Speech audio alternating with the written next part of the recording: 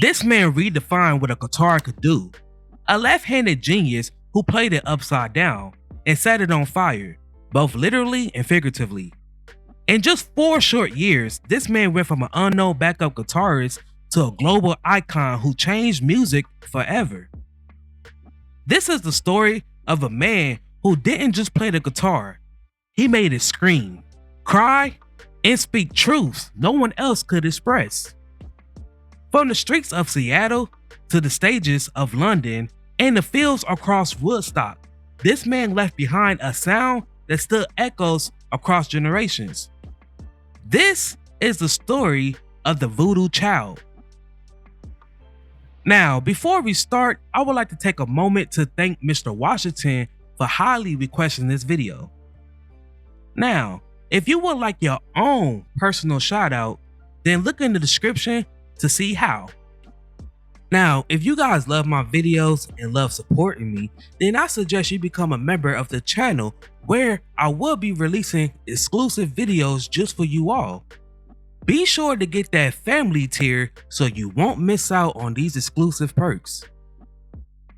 Now, before we start, let's be sure to leave a like on the video, subscribe to the channel, and push that notification bell to be sure you won't miss out on any more content. Now, without further ado, let's cue that intro.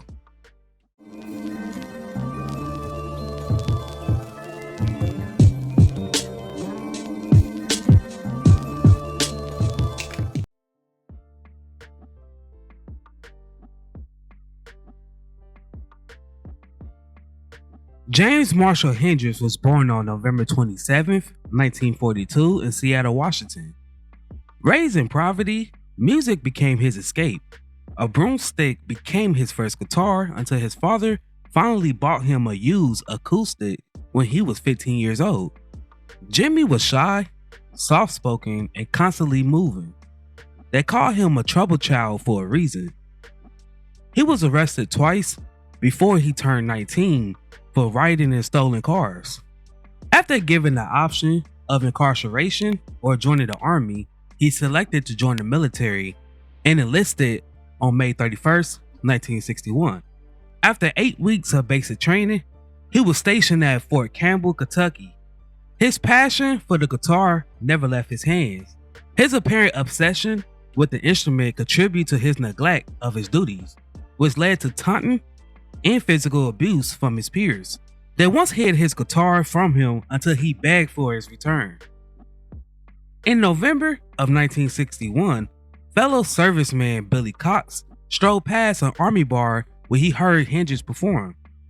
Cox rented a bass guitar after being impressed by Hendrix. He was so impressed that he characterized Hendrix as a cross between John Lee Hooker and Beethoven. Within weeks, they started performing together at bass clubs on weekends with other musicians in a loosely structured band that was called the Casuals. By February, his bosses was criticizing his personal conduct. They called him an unqualified marksman and frequently caught him sleeping on duty and failed to report for bed checks. On May 24th, Hendrix' platoon sergeant filed a report in which he states, "He has no interest whatsoever in the army. It's my opinion that Private Hendrix would never come up to the standards required for a soldier. I feel that the military service would benefit if he is discharged as soon as possible." On June 29th, 1962, Hendrix received an honorable general discharge. Hendrix later stated that he disliked the service and he had obtained a medical release after fracturing his ankle during the parachute jump. But unfortunately, no service papers has been presented to show that he received or was discharged with any injuries.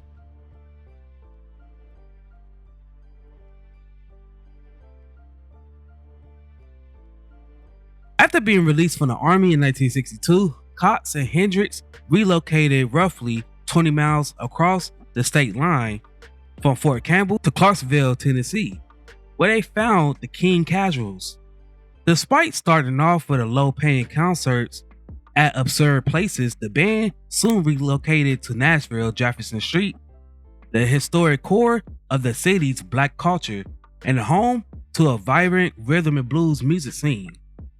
They structured a temporary tenure at a prominent local venue that was called the Club the Del Morocco, and Hendrix made a fortune performing at a variety of places over the following 2 years. Before the world knew his name, Hendrix played in the shadows.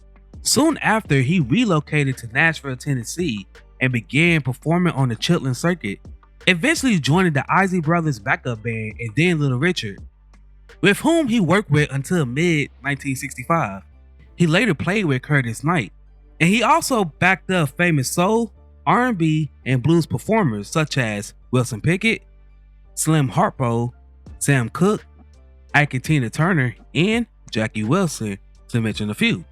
He didn't stay in the background for long. His playing was too wild and too expressive, basically too Hendrix. In 1966, a chance meeting in a New York club changed everything. Discovered by Chas Chandler of the Animals, Jimi was invited to London.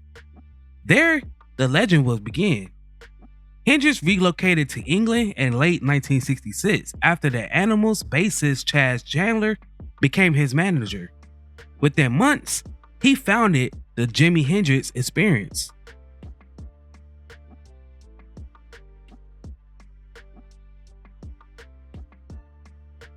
When Jimi Hendrix stepped onto the stage of London's Bag O' Nails Club in 1966, few in the audience could have imagined that they was witnessing the birth of a revolution in sound.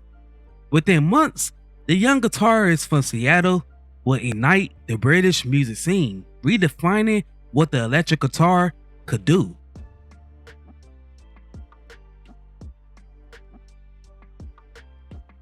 After years of grinding through backing gigs in the US with artists like Little Richard and the Isley Brothers, Hendrix's fortune changed when former Animals bassist Chas Chandler saw him performing at a New York club. Chandler, a newly turned producer, was struck by Hendrix's raw talent and flair. He convinced the guitarist to move to London, promising to help him form a band and record his own music. In September of 1966, Chandler assembled the trio that would become the Jimi Hendrix Experience. With Noel Redding on bass, Mitch Mitchell on drums, and Hendrix as the frontman, the chemistry was immediate. Mitchell's jazz-inflected drumming and Redding's rock-solid bass provided the perfect canvas for Hendrix's explosive guitar work. The trio's rehearsals was both chaotic and inspired, with Hendrix constantly experimenting with feedback, distortion, and the new sonic possibilities of the studio.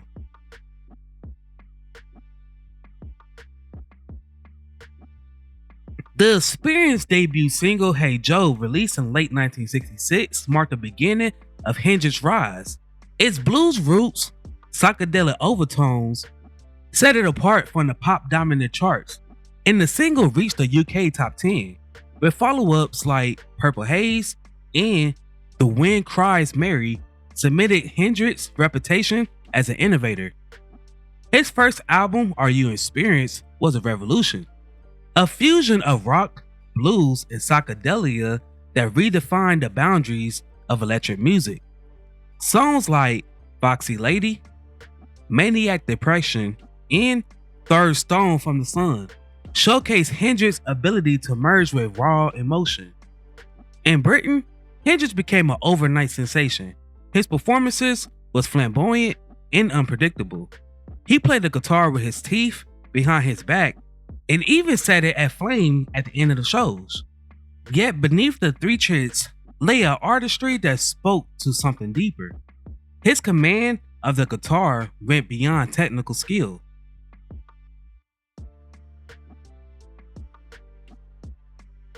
Although Hendrix found fame first in the UK, he yearned the recognition in his homeland.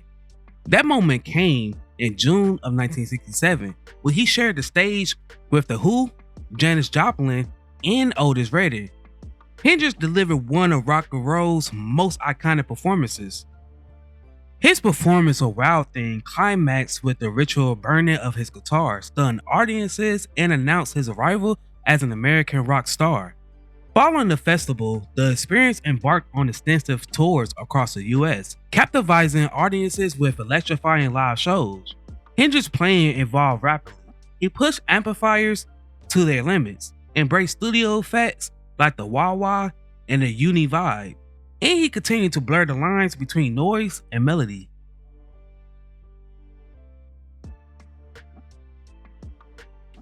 Hendrix's second album, Axis: Bold as Love, revealed his growing sophistication as a songwriter and producer, with tracks like Little Wing and If 6 Was 9 demonstrated a newfound subtlety and texture, blending lyrical introspection with cosmic imagery.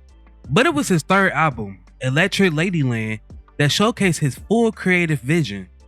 Recorded with tensions within the band, the double LP was both sparring and experimental. The 15-minute jam, Voodoo Child, and the transformative cover of Bob Dylan's All Along the Watchtower remain benchmarks of rock innovation. By the time Electric Ladyland was released, the Experience was fracturing. Creative differences, relentless touring, and management pressures took their toll. Redden left the band in 1969, and though Hendrix continued to collaborate with Mitchell and other musicians, the original trio's chemistry was never quite recaptured.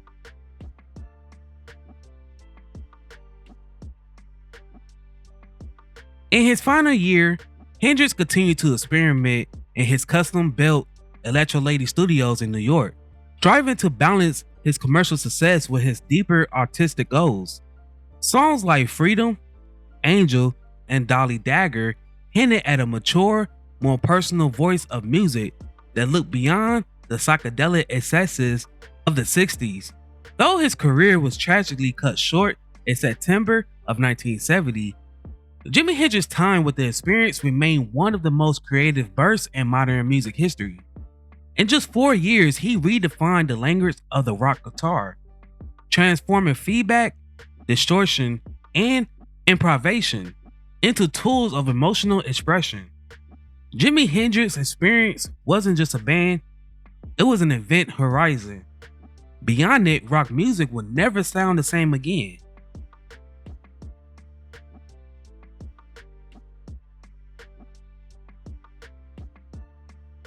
By late 1969, Jimi Hendrix, already hailed as the greatest guitarist, was at a crossroads.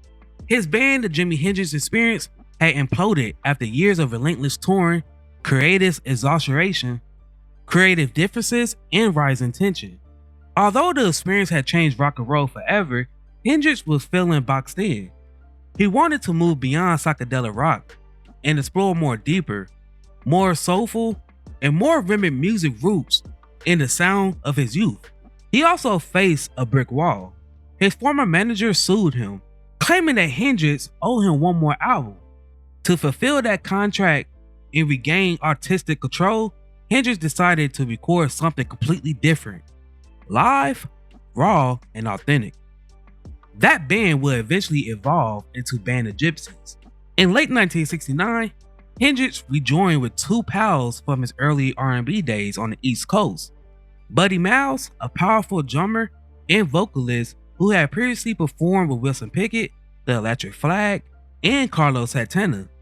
Billy Cox was Jimi Hendrix's friend from the Army and his go-to bassist in Nashville before he became famous. They found Band of Gypsys, which became a unique trio for that period. Unlike the Experience, which had a psychedelic British rock flair, the Band of Gypsys was rooted in Black American rhythm, drawing heavy from gospel, blues, funk, and soul. They rehearsed at Baggy Studio space before performing live on New Year's Eve 1969-1970 at the Fillmore East in New York City.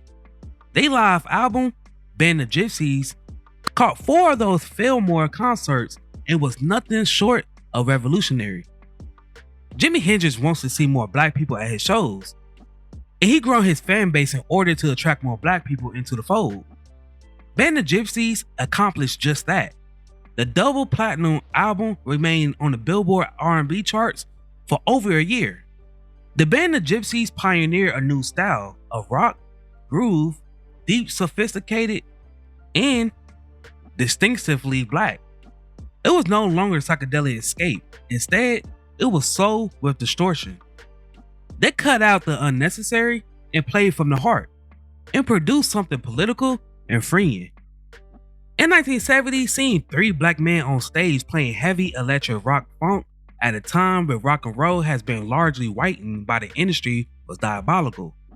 Hendrix, Miles, and Cox, they wasn't just playing music, they was reclaiming their space.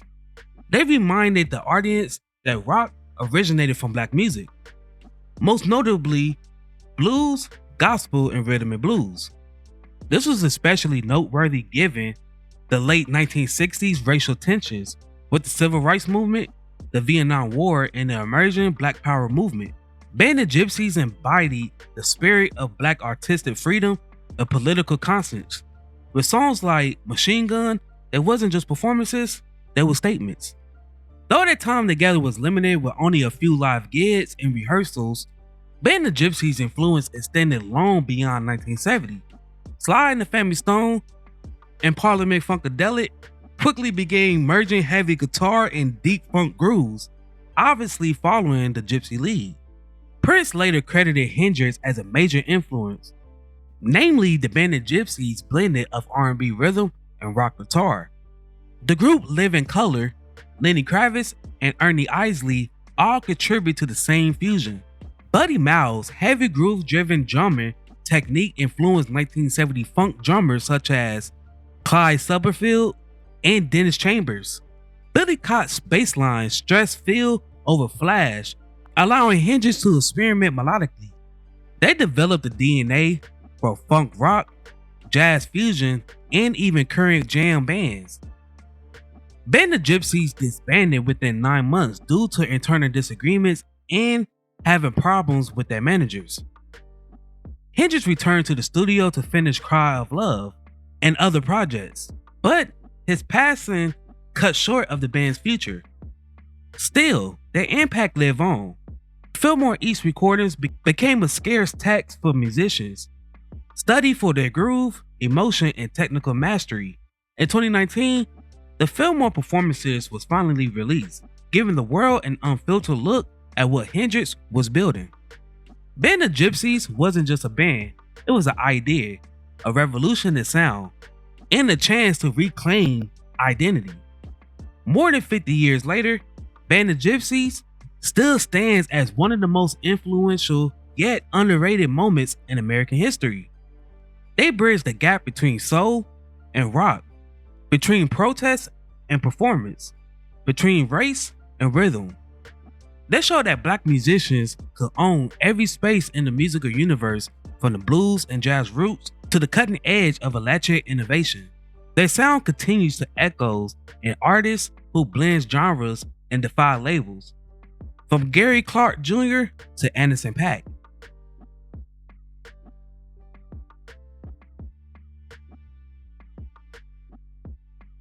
Details of Hendrix's last days are contested. He spent much of September 17, 1970 in London. Monica Dennerman, the sole person there during his last hours.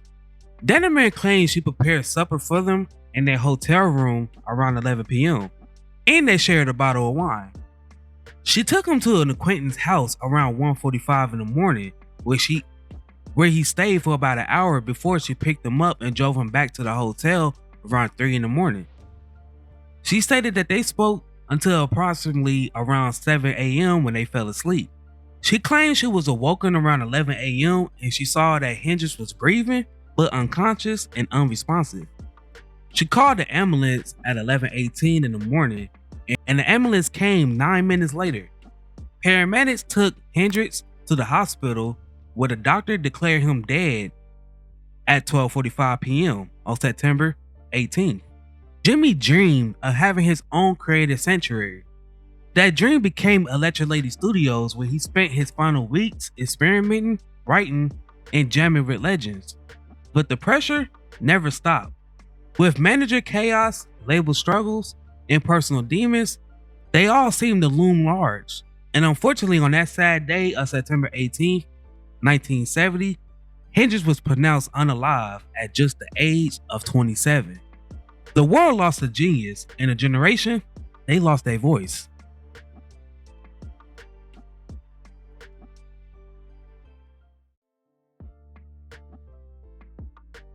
On November 14th, 1991, a star was placed on the Hollywood Walk of Fame that was dedicated to Hendrix.